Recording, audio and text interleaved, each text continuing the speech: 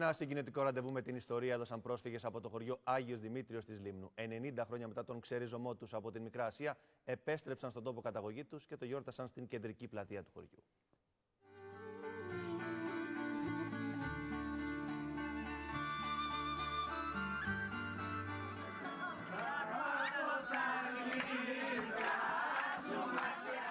Έλληνες πρόσφυγες από το χωριό Άγιος Δημήτριος της Λίμνου χορεύουν μετά από 90 χρόνια για πρώτη φορά στην κεντρική πλατεία της χαμένης τους πατρίδας, του χωριού Ρεΐσντερε στη Μικρά Ασία.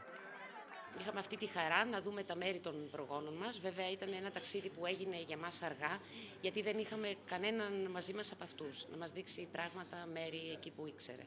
Παρ' όλα αυτά όμως νιώσαμε καλά, μεγάλη συγκίνηση. Το Ρεΐσντερε του 22 με σήμερα δεν έχει καμία σχέση. Είναι ένα έρημο μέρος, λέγανε ότι είχαν αμπέλια οι παππούδες, δέντρα, ελιές, αυτά. Εγώ δεν είδα τίποτα.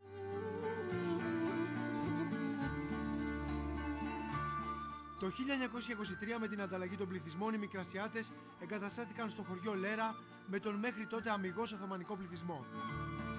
Μέχρι και σήμερα κρατούν ζωντανά τα ήθη και τα έθιμα της πατρίδας τους. Η κυρία Βασιλεία Μαρινάκη ακόμα και σήμερα παίζει μουσική κρατώντας ένα χάλκινο ταψί όπως η μητέρα της, την οποία οι συγχωριανοί της αποκαλούσαν το Αηδόνι της Ανατολής. Η μαμά μου είχε μεγάλη ιστορία. Είχε δύο αδέρφια, το ένα χάθηκε, αιχμάλωτος, Κώστα τον λέγανε, και ο άλλος, εντάξει, ήρθαν εδώ, κάμαν οικογένεια, ήταν αγαπημένα αδέρφια, είχε και εκείνος 6 παιδιά και η μαμά μου 6 παιδιά, τη μια βραδιά στη μια στο σπίτι, την άλλη στην άλλη, να τραγουδήσουμε.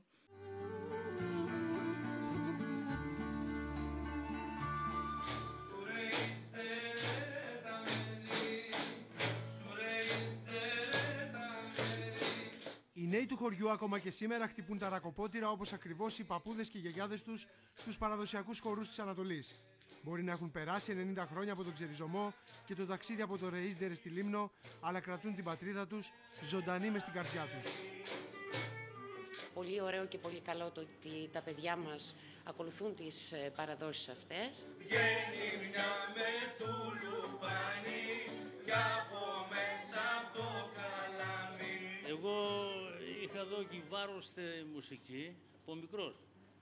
Γι' αυτό και τραγουδάω τα τραγούδια αυτά τα μικρασιάτικα που το τραγουδούσαν οι παππούδες, οι γιαγιάδες από τον καιρό που ήρθαν εδώ μετά το 22. Αυτή τη στιγμή φτιάχνω ένα τοπικό τους γλυκό που το έλεγαν κατημέρι και το λέμε κι εμείς και το έχουμε αναβιώσει. Το έχουμε καθιερώσει σε γλυκό του χωριού μας. Είναι περίπου σαν τζουρέκι σιροπιασμένο. Στους φούρνους του χωριού παρασκευάζονται τα παραδοσιακά ζυμαρικά της Μικράς Ασίας. Το ζυμαρικό είναι φερμένο και αυτό από τη Μικρά Ασία. Το έκαναν οι γιαγιάδες στο Ρεΐσντερε, το λένε του αδραχτιού. Και είναι νοστιμότατο, όπως είχαμε και άλλο που έλεγαν του βούρλου, όπως είχαμε άλλο που έλεγαν της ακαμάτρας, όπως είχαμε και άλλο που έλεγαν το μάτσι. Σήμερα στο χωριό ζει μόνο μία γυναίκα, η οποία γεννήθηκε στο Ρεΐσντερε και η ηλικία της αγγίζει τα 100 χρόνια. Το εντυπωσιακό είναι ότι ο Άγιος Δημήτριος έχει διαφορετικά ήθη και έθιμα από όλη την υπόλοιπη Λίμνο.